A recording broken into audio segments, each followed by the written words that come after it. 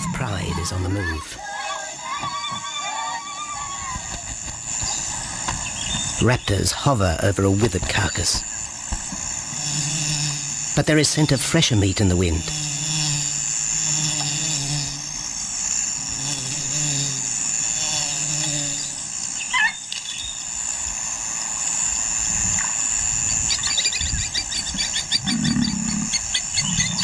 Pickings have been slim for Nabamba's pride since her fight with a startled warthog. The lioness is limping from the encounter.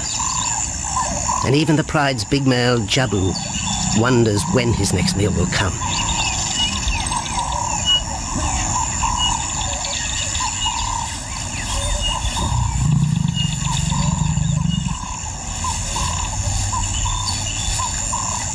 There's been no kill for 3 days, and Nabamba's cubs are hungry.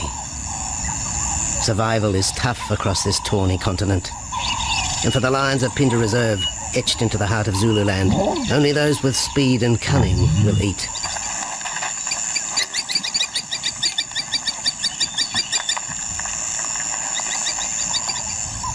For this pride anyway, it's been a long time between meals.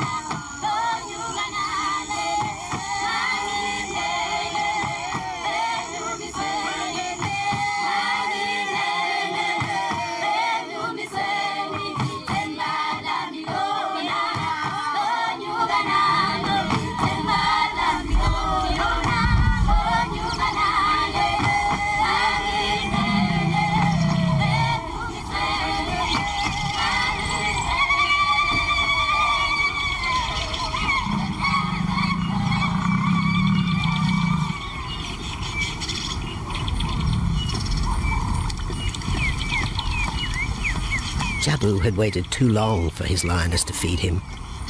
Overnight, his stealth carried him into the path of a careless zebra. The rest of the herd is still skittish. One animal had already lost his tail to a hungry pride, but for the dazed stallion, it was all over in seconds.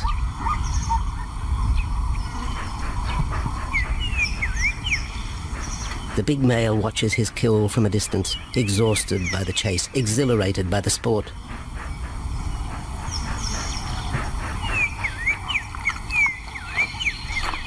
Jabu will feast later. Tired from the hunt, he needs to rest.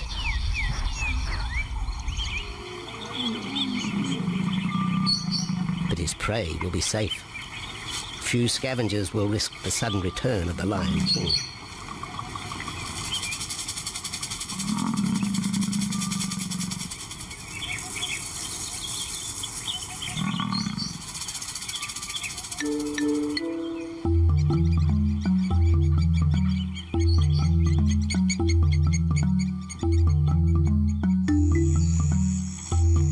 Zulu trackers follow the spoor of Nabamba's pride across Nziki Marsh. This vast tract of savanna is favoured by the lions in the dry air of winter, but it's a region also shared by Pinda's giraffe and white rhino population.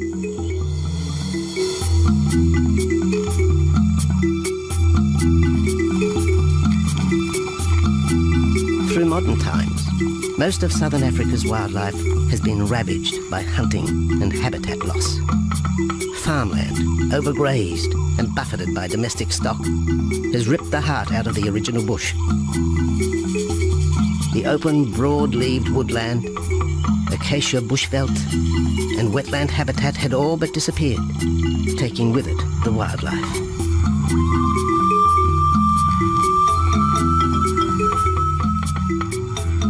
A few years ago, the Pinda project was born.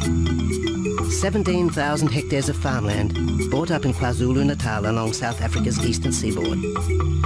What followed was the largest game restocking program ever seen on the subcontinent.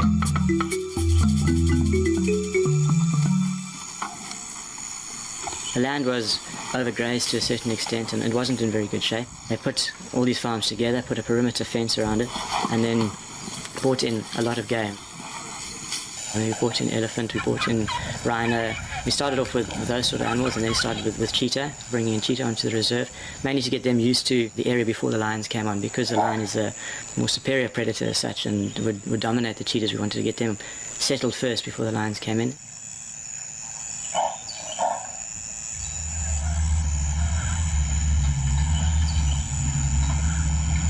Andrew Lewis is habitat manager at Phinda, one of those committed to the restoration of southern Africa's ecosystem.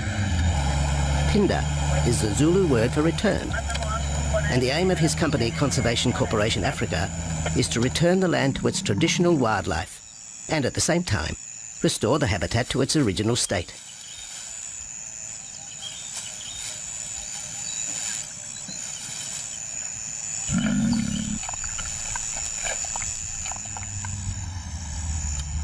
Phinda is cautiously open to top-level tourism, limited and luxurious. Dreams of extending the green frontier require funds, and the reserve's lion pride has already earned its keep.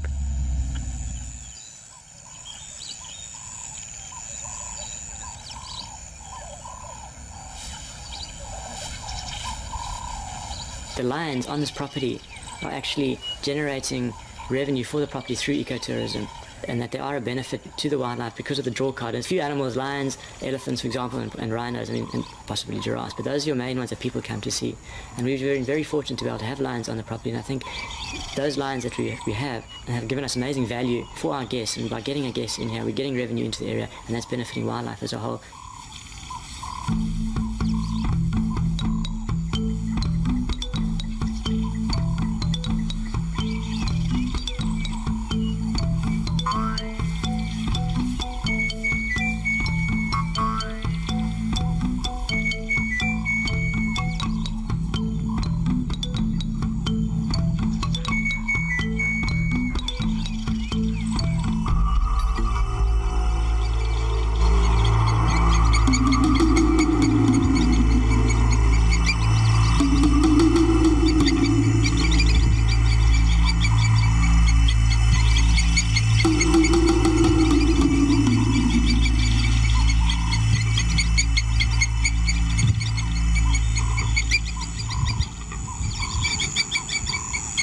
Jabu has returned to his kill. He licks the bloated carcass, but still there is no feeding. Lions will gloat over their prey, delaying the first bite until the meat ripens. For Jabu, the prospect of the meal is to be relished as much as the eventual feast.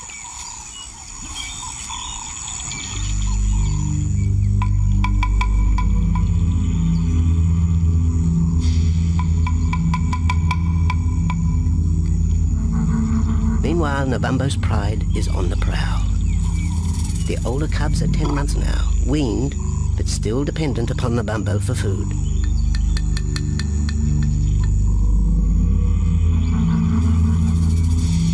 The cubs are learning to stalk, but they won't kill for another 6 months.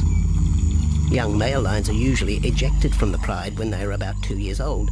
Fending for themselves, they form hunting groups with other isolated males. Nabambo's cubs aren't sure what to do with prey so close, but the lioness isn't far behind. Their time for hunting will come. Nabambo's 4-year-old daughter also lives with the pride. She is the mother of the group's youngest offspring, 7-week twins Umveli and Damana. The little cubs have been hidden since birth, and now stay close within the protective circle.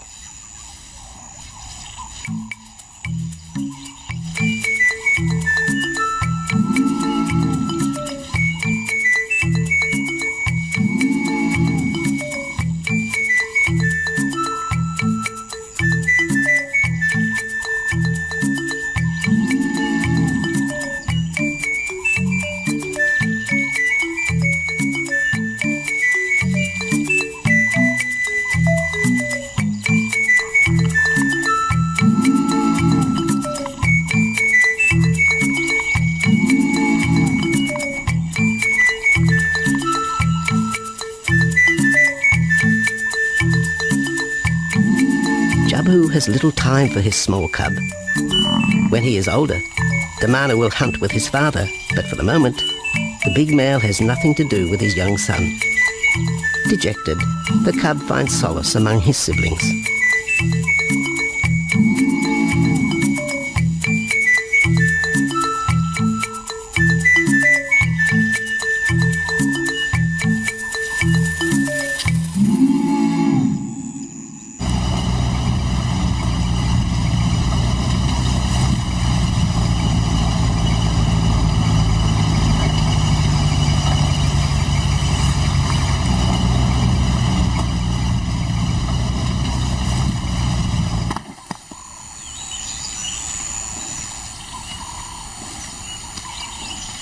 A young giraffe lies helpless in the grass. The animal's complicated vertebra means it is unable to rest its neck for any length of time.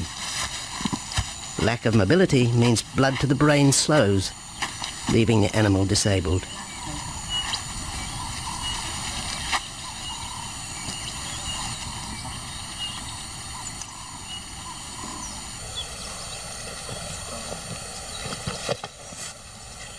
Efforts to lift the head fail, and rather than leave the giraffe vulnerable to predators, the young bull is shot by rangers.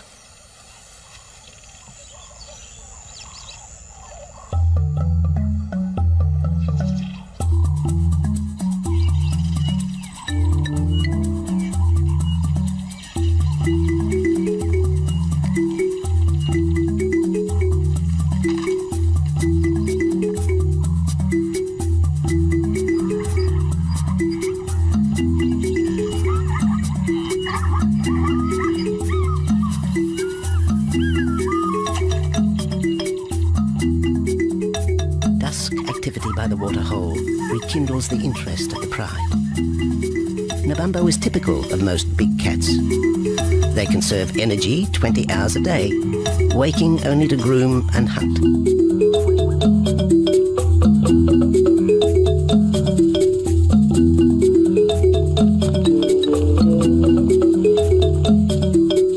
The lioness shows little sign of her injured leg, but the tusks of the warthog have torn sinew and muscle, slowing her in the pursuit of prey.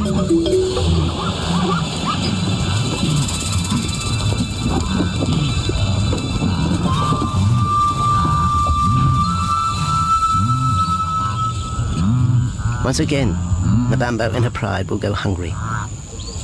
But the big lioness senses another kill nearby. A young giraffe slain by humans will provide meat for her cubs. Leaving the pride, Nabambo follows the scent.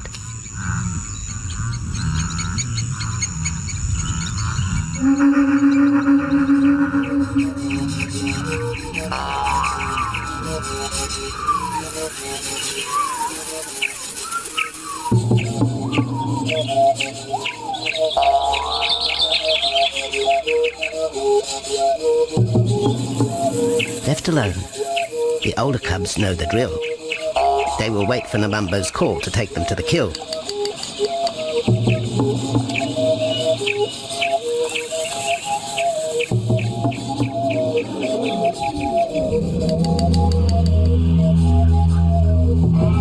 The day moves into shadow. The cubs are restless and a little afraid. Adult lions have few enemies, but cubs, even those 10 months old, are at the mercy of leopard and other predators.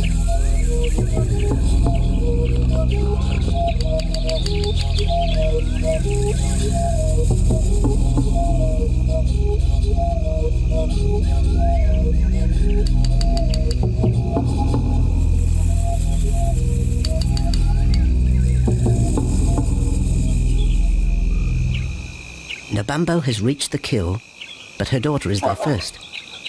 Even though females hunt together, rivalry for the prey is fierce.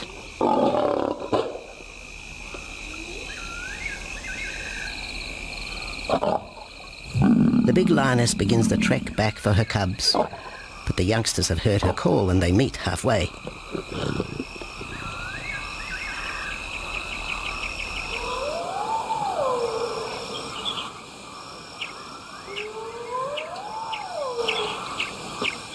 Nabambo settles herself in the long grass. The cubs are unfamiliar with her behaviour.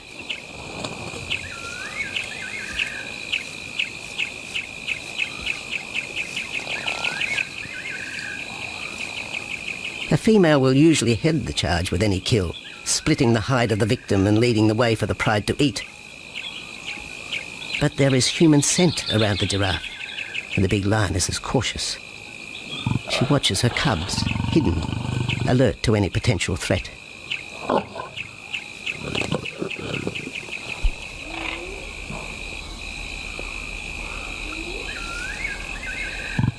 The cubs are curious, confused by this new smell.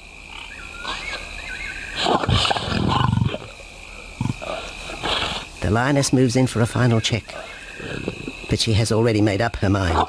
The carcass is tainted. There are foreign traces, a dangerous ambience.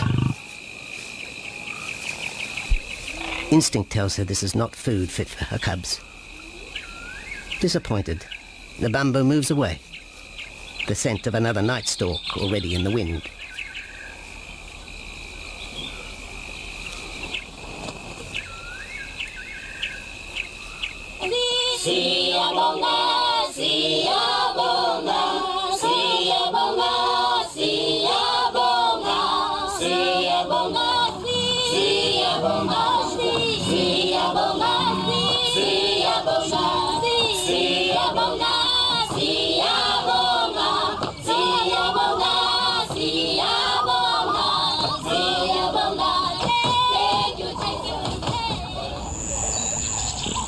After 2 days, Jabu has returned to his kill with another younger male.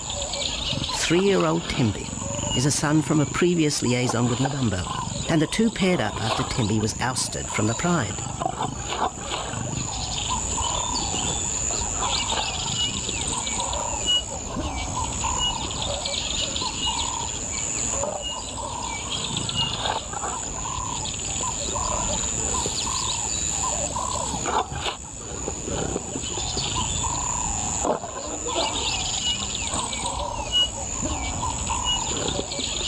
Pride males are lazy and will gladly let the females track down prey.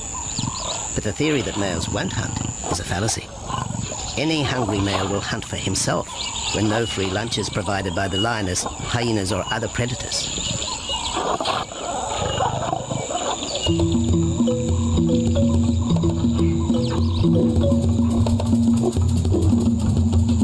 Smaller creatures scatter in the vicinity of the two lions. There will be no hunting for a while. Bloated after the zebra kill, both males will sleep for the next day, oblivious of their surroundings.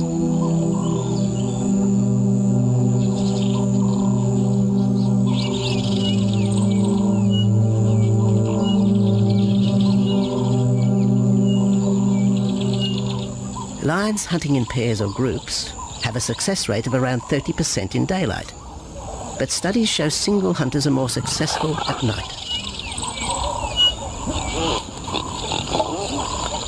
Lions are sociable cats, the only group to take part in communal hunts.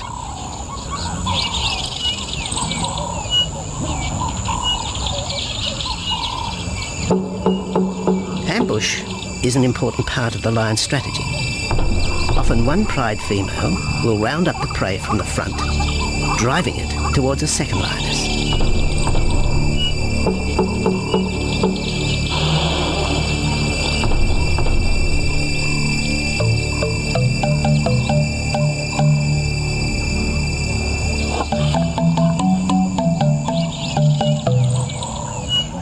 As in most cases, the pride male will only get involved if he has to.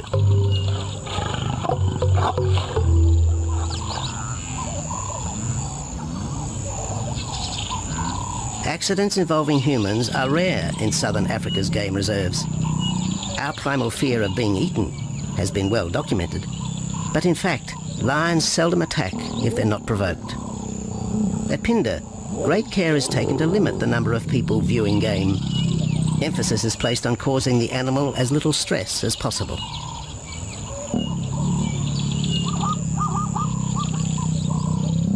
Man isn't a part of their natural food source. They don't normally go out and hunt people.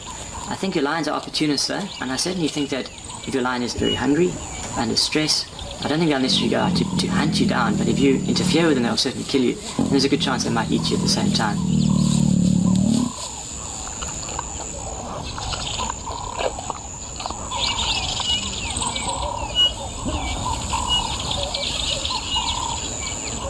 With all animals, it's how you treat them is what's the reaction you're going to get back from them. Certainly at Pinda, all our guides go through a training course and they're all brought up to a certain standard. There is a certain operating ethic with regards to viewing animals, and we certainly try and be as sensitive to the animals as possible.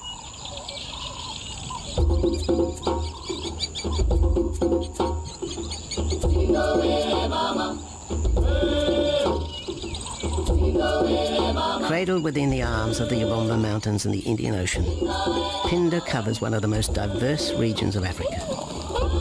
Here are found 7 different ecosystems, from palm savanna and bushveld to rare sand forest and dense thorn bush, all restored from the pastoral belt which had swept down the east coast.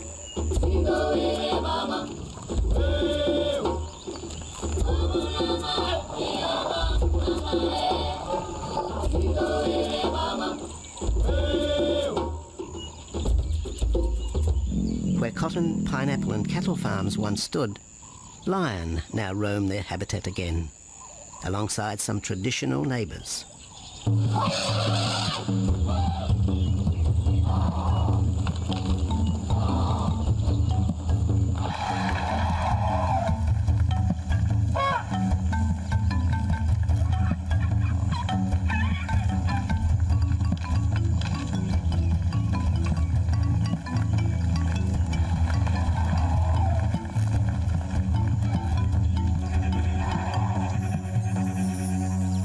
Pinda sees its responsibility to the region extending beyond restoration of habitat and wildlife.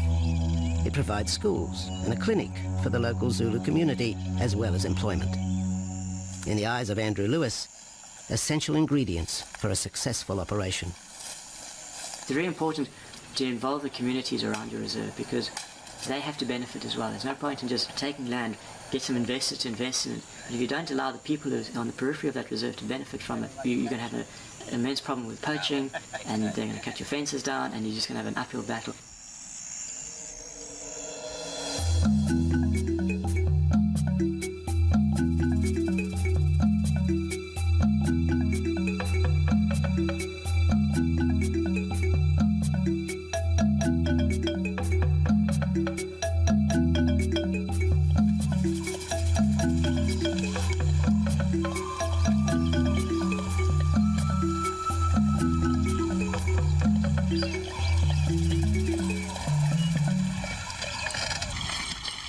In 1992, the Pinda lions were among the first of the big 5 animals to be relocated to the reserve.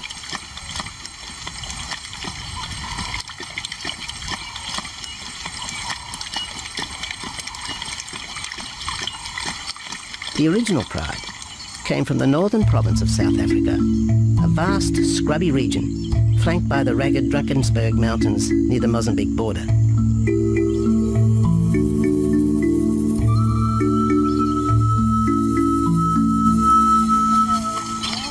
Peter Rogers helped round up Pinda's first pride, handling the lion's capture and subsequent move south. Today, he's head vet at the Hoedspruit Research and Breeding Centre for Endangered Species, overseeing its cheetah breeding program.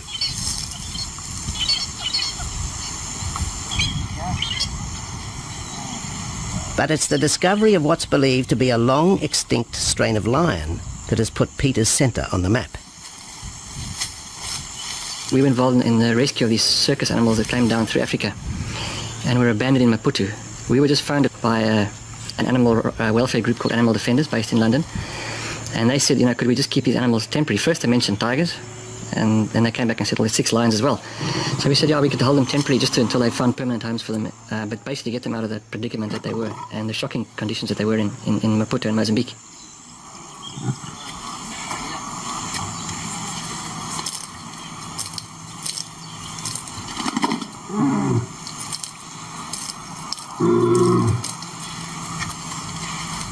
When the lions arrived at the breeding centre, their size, pale colouring and the male's thick black belly mane put them into the category of the Cape or Barbary lion, not seen in the wild since the early 1920s.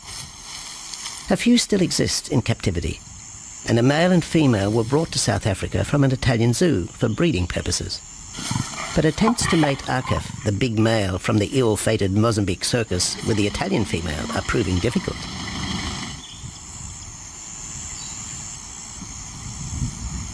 Akef is overprotective, even preventing the lioness from eating when the meat truck arrives.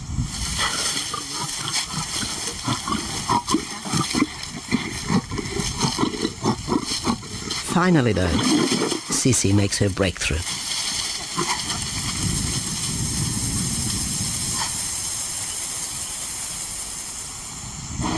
We'll see you up in the front there, Mark. You're going to go to that sort of middle central area. Where are you going to go? In the next enclosure, Arturo, the Italian Barbary male, is about to be sedated. His attention to his sister Sisi through the fence is hampering mating efforts, and Peter Rogers is keen to move the big male. He shoots the dart into Arturo's rump. Arturo has been sterilized, but while his breeding days are finished, he'll live out his days at the center. 1.5 minutes now, so... His female companion, another Barbary from the Mozambique circus, is drawn away by the meat truck.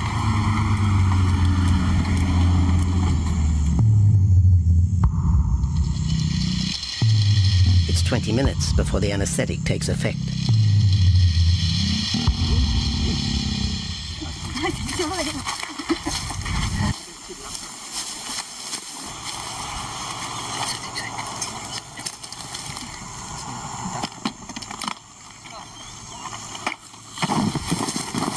It's nice to be the supervisor. Slowly.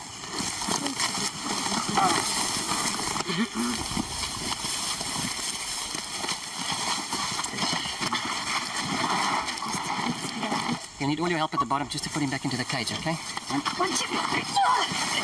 Yeah.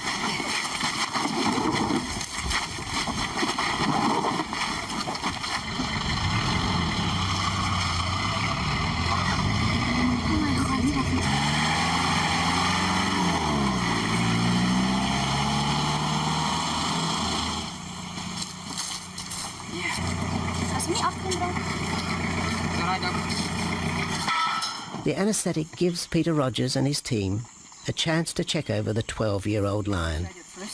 He'll spend a few weeks in this cage before being returned to his enclosure for observation. I still want to inject him and everything, Mark.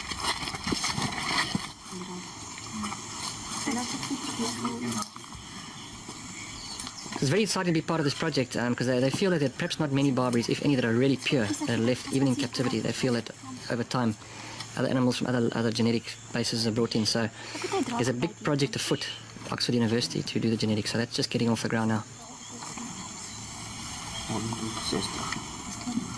Okay.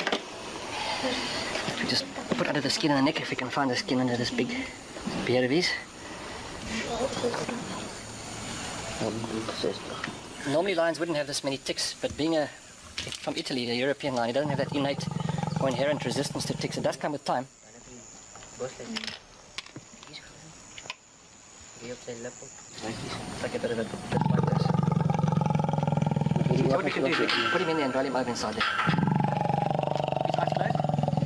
Immediate term now is to get these ones to breed.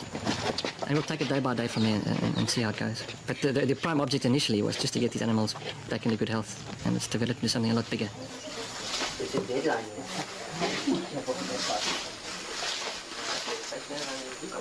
Yeah.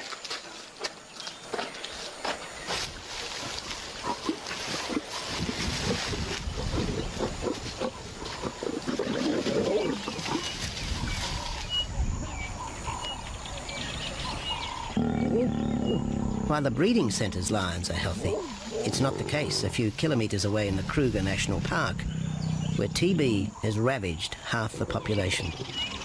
Infected buffalo have been blamed for the outbreak, primarily in the south of the park, and attempts are being made to fence off the diseased area.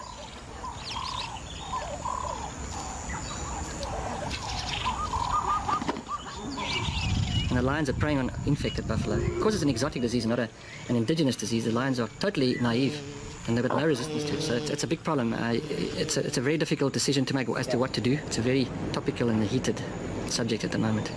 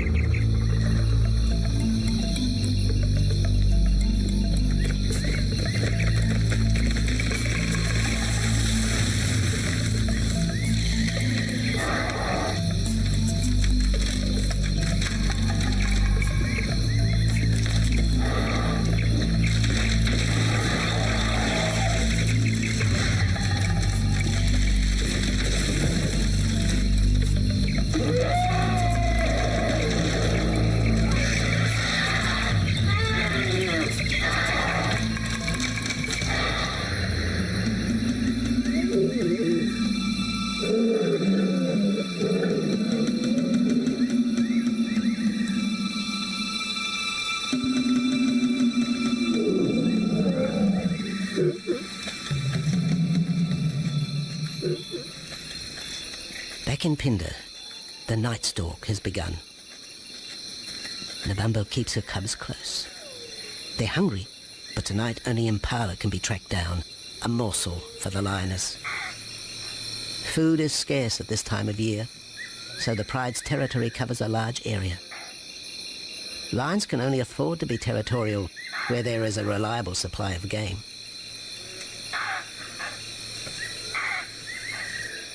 Jabu wants to mate. He's been with his pride for nearly a year now. But Nabambo would prefer a larger group of males around her. Eventually, though, Jabu will have to join forces with other males to have a chance of keeping this pride.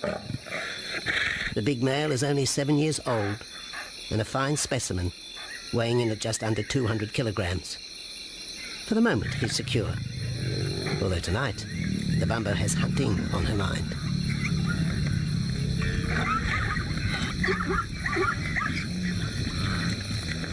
The cubs follow in the lioness's wake. If there is a kill, she will feed first. Often, weak cubs lose out to a hungry mother. High juvenile mortality rates are the result of lean times.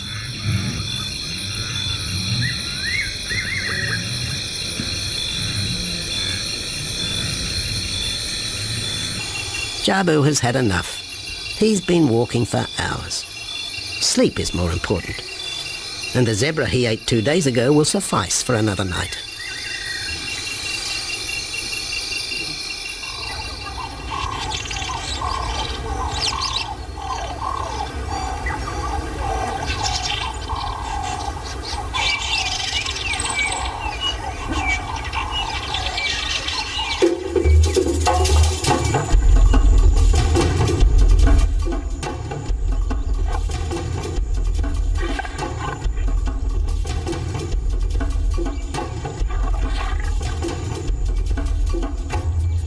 Nabambo has made a kill, a young Nyala buck. It's been 3 days since the pride is eaten, and this will provide meat for them all. But the lioness will eat first.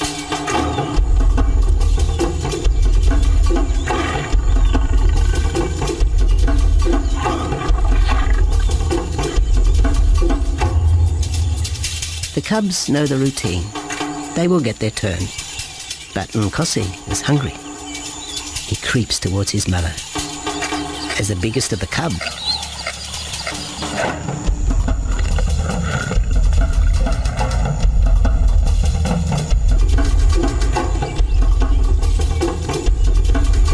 Nkosi watches. A lioness can eat more than 20 kilograms in a single sitting. This could be a long wait for the little cub. Nkosi approaches the kill cautiously. Sometimes the lioness will turn on her cubs, but today Nabambo is pleased with her efforts.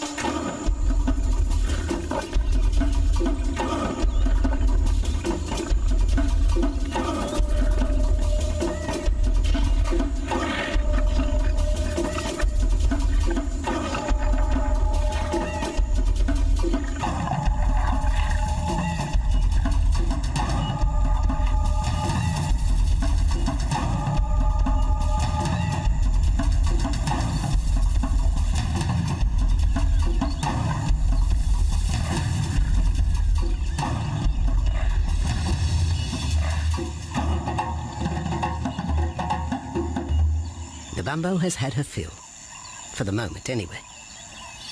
Lions never eat the stomach of a kill. She will bury it before dragging off the carcass. This way, hyenas and other predators are thrown off the scent. The evidence has been buried. The carcass is no more.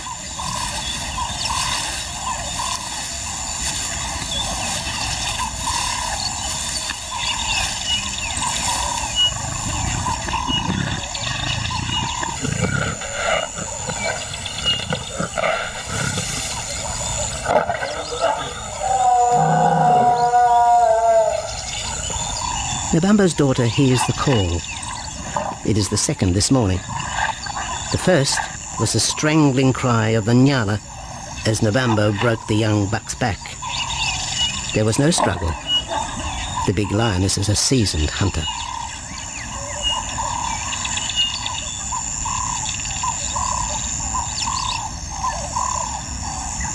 The rest of the pride will feast on the carcass after Nabambo retires. But first, they will drag it into the bushes, away from prying eyes, away from raptors already circling the kill scene.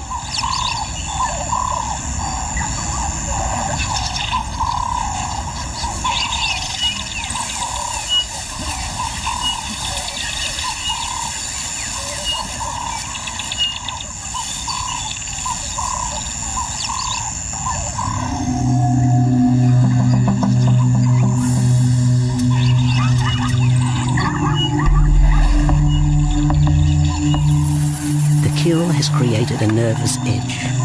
Even the hippo, its bad temper legendary, is flustered, anxious to protect its waterhole. The wildebeest are a favourite prey for lions. Naturally, they feel vulnerable. But for the pride, there is no agitation. Gorged, they will sleep for the next day. Even Mveli and Damana, the 7-week twins, have tasted blood for the first time. But it will be many months before they take part in a hunt. For the moment, they just want to play with Nkosi.